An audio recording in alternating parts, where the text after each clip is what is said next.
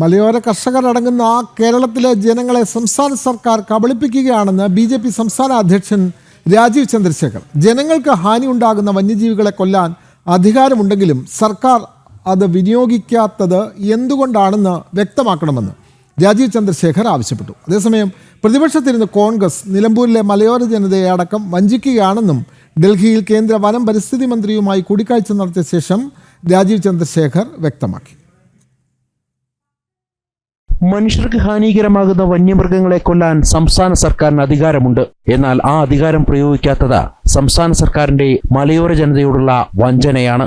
മൊത്തം കേരള നാട്ടിൽ 57 ജനങ്ങൾ ഈ വന്യമൃഗശല്യം ഈ വൈൽഡ് ലൈഫ് ആക്ടിൻ്റെ പവർ ഉപയോഗിക്കാൻ്റെ കാരണം 57 പേര് കൊല്ലപ്പെട്ടിട്ടുണ്ട്. മൊത്തം കേരളയിൽ 5 കൊല്ലം എൻ്റെ ഇൻഫർമേഷൻ പ്രകാരം.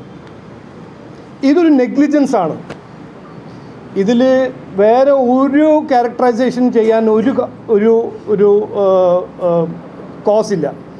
ഇത് സംസ്ഥാന സർക്കാരും സംസ്ഥാന സർക്കാരിൻ്റെ ഒരു മലയോര കർഷകർ മലയോര ജനങ്ങളുടെ എതിരെ എന്താണ് അവരുടെ ഒരു ബിഹേവിയർ ഇതിൻ്റെ കാരണമാണ് ഇങ്ങനെ ഇന്നലെ നടന്ന ഒരു ഇൻസിഡൻറ്റ്. വന്യജീവി ആക്രമണങ്ങളിൽ നിന്ന് മലയോര ജനതയെ സംരക്ഷിക്കുന്ന വിഷയത്തിൽ കോൺഗ്രസിന് ഇരട്ടത്താപ്പാണ്. വയനാട് മുൻ MP-യായ രാഹുലും നിലവിലെ MP പ്രിയങ്കയും മൗനം പാലിക്കുന്നു. വന്യജീവികളെ ക്ഷുദ്രജീവികളായി പ്രഖ്യാപിക്കുന്ന വകുപ്പ് നിയമത്തിൽ ഉൾപ്പെടുത്തുന്നതിനെ എതിർത്ത് രാജ്മോഹൻ ഉണ്ണിത്താൻ MP കേന്ദ്ര സർക്കാരിന് നൽകിയ കത്തും രാജീവ് ചന്ദ്രശേഖർ മാധ്യമങ്ങൾക്ക് മുന്നിൽ ഉയർത്തിക്കാട്ടി. 9 കൊല്ലം പ്രതിപക്ഷത്തിരിക്കുമ്പോൾ ഇതിനെക്കുറിച്ച് എന്തെങ്കിലും പറഞ്ഞോ? വയനാടിൻ്റെ MP അല്ലേ കോൺഗ്രസിൻ്റെ നേതാവ് രാഹുൽ ഗാന്ധി, ഇപ്പോൾ പ്രിയങ്ക ഗാന്ധിയും. അവരെന്തുകൊണ്ടാണ് ഇതിനെക്കുറിച്ചൊന്നും പറയാത്തത്? അപ്പോൾ കോൺഗ്രസ് ഇതിൻ്റെ ഒരു മിസ്റ്ററി. കോൺഗ്രസ് MP 2022 എഴുതിയ ഒരു ലെറ്റർ, ഇതാണോ കോൺഗ്രസിൻ്റെ ഒരു പൊസിഷൻ? ഈ വന്യമൃഗം ശല്യത്തിനെ കുറിച്ച് ഈ പ്രശ്നത്തിനെ കുറിച്ച് കോൺഗ്രസ് എന്താണ് ഇതുവരെ 9 കൊല്ലമായിട്ട് ഒന്നും ചെയ്യാത്തത്?